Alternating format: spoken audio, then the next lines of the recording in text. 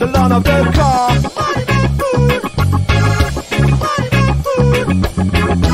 But we wouldn't need to drive. Bonsoir Tartous, vous êtes en direct de l'émission enregistrée des Barres de Rire, présentée par la WAF Production et relayée par le Gobelin du Ternois.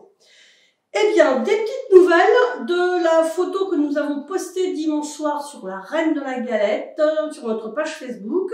Nous avons vu un petit commentaire de Christine Delodier qui nous demande de collecter des fèves pour son petit-fils Yanis, qui a 10 ans et qui a près de 300 fèves. Alors voilà, j'ai une boîte pour Yanis. Vous pouvez venir déposer vos fèves aux heures spéciales confinement de Tartous. D'ailleurs, moi, je vais lui offrir la fève que j'ai gagnée dimanche, tout à fait honnêtement, pas de tricherie. Menteuse. Oh, c'est pas parce que je suis l'aîné du groupe qu'on m'a fait plaisir. Alors, cette fève du Fournil Saint-Paulois, solidaire du refuge de Béthune. Voilà Yanis, c'est fait, il n'y a plus qu'à la remplir. Sans transition, eh bien, pendant le confinement, qu'est-ce qu'on peut faire? L'autre jour, je parlais d'essayer de retrouver des activités qui nous faisaient plaisir, de faire du travail manuel, mais on peut aussi faire des recherches sur Internet parce que il y a un métier qui nous interpelle, des mots qui nous interpellent. Et à ce propos, notre amie Juju nous fait partager une recherche qu'elle a faite sur Internet. À toi, Juju!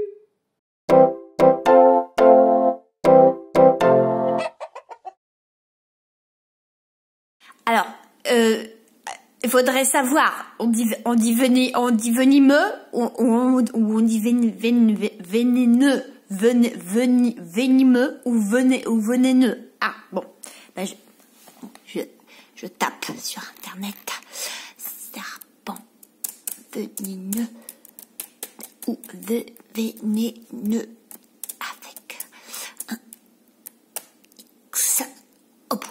Alors, dans ma recherche, ah, vénéneux, quelle différence?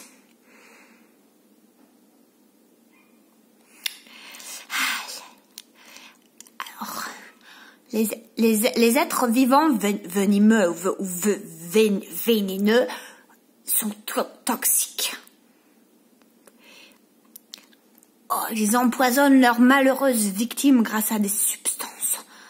Ah, oh, alors, je comprendrai. Alors, attends.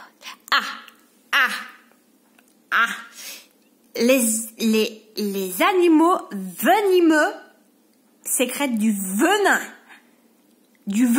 d'où leur nom, par des glandes. Ils injectent cette substance à des proies, piqûres, morsures. Les scorpions sont venimeux. Les abeilles sont venimeux. Certains serpents sont venimeux. Certaines araignées et certains poissons, etc.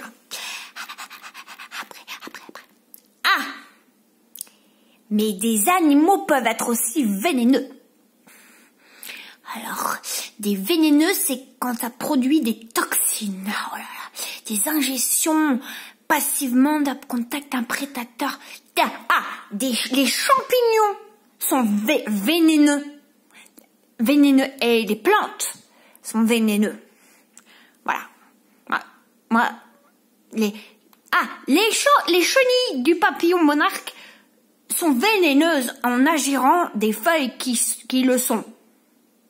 Hein? Oh, j'ai pu. Voilà. C'est ça que je voulais dire. Bon, eh bien, j'espère qu'elle nous aura rendu service, qu'elle vous aura rendu service et que vous avez bien fait maintenant la différence entre vénéneux et venimeux. Alors, nous allons passer maintenant à la culture puck avec Jacques le fataliste. Envoyé!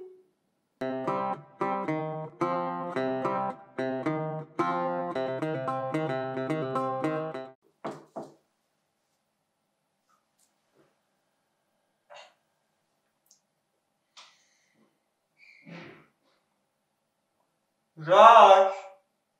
Jacques? Jacques, où êtes-vous donc? Ah, vous êtes là. Mais manifestez-vous, enfin. Qu'est-ce qu'il y a?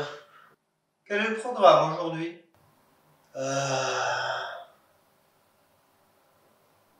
On devait pas tourner Culture Puck? Encore? Mais cette émission n'aura-t-elle donc jamais de fin?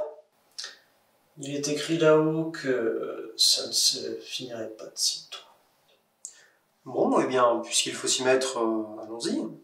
Alors, Jacques le Fataliste et son maître est un roman qui s'attache à déconstruire le concept même de roman.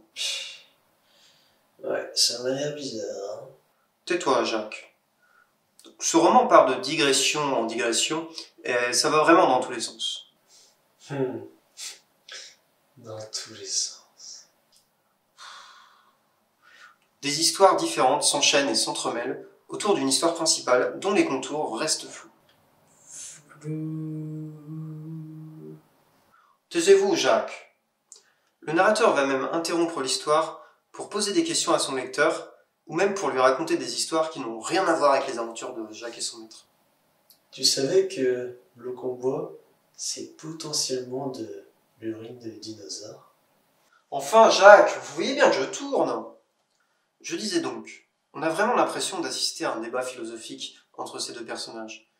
Alors ça peut aller des questions les plus complexes comme... Le destin est-il empreint d'un fatalisme duquel nous pouvons en réchapper? J'ai vraiment de dire ça? Oui, Jacques. Je pensais plutôt à des questions comme qu'est-ce qui fait le plus mal entre une blessure au talon ou une blessure au genou? Mais votre remarque est étonnamment pertinente. Quoi qu'il en soit, c'est une œuvre importante dans la littérature romanesque, car elle s'attache à déconstruire le genre, et donc à en repousser les limites. C'est un roman humoristique et philosophique réussi, car il mêle brillamment ces deux éléments.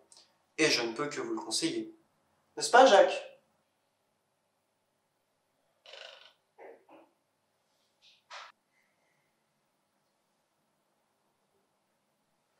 Il est écrit là-haut que je dois faire moi-même la conclusion de ce Culture Puck. Bon. Merci Puck pour ces joyeux moments partagés.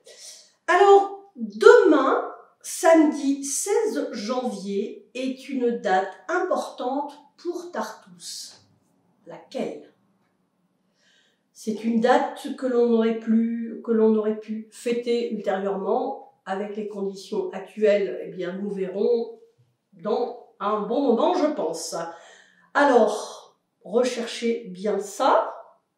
Vous nous mettez un commentaire sur notre page Facebook et demain midi, je vous donnerai la réponse ainsi que le nom de la gagnante ou du gagnant qui aura remporté un bon pour un croque-monsieur maison et un picombière maison.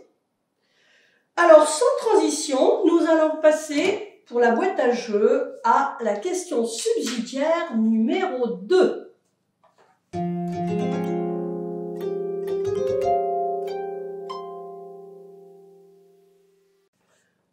Ouvrez bien vos esgourdes. Combien de différents couvre-chefs avez-vous vu durant toutes les émissions des Barres de Rire chez Tartous? Voilà. L'émission touche à sa fin. Nous allons finir avec une petite vidéo de bonne année.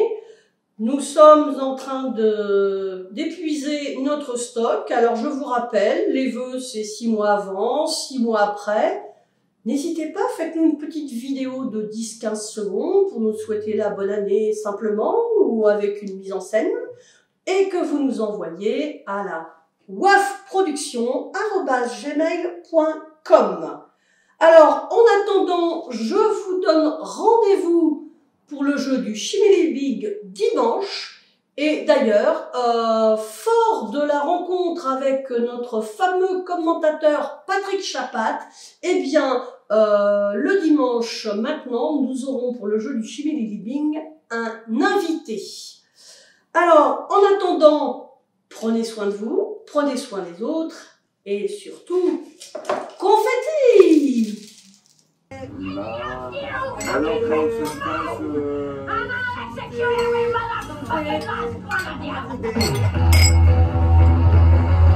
Voilà.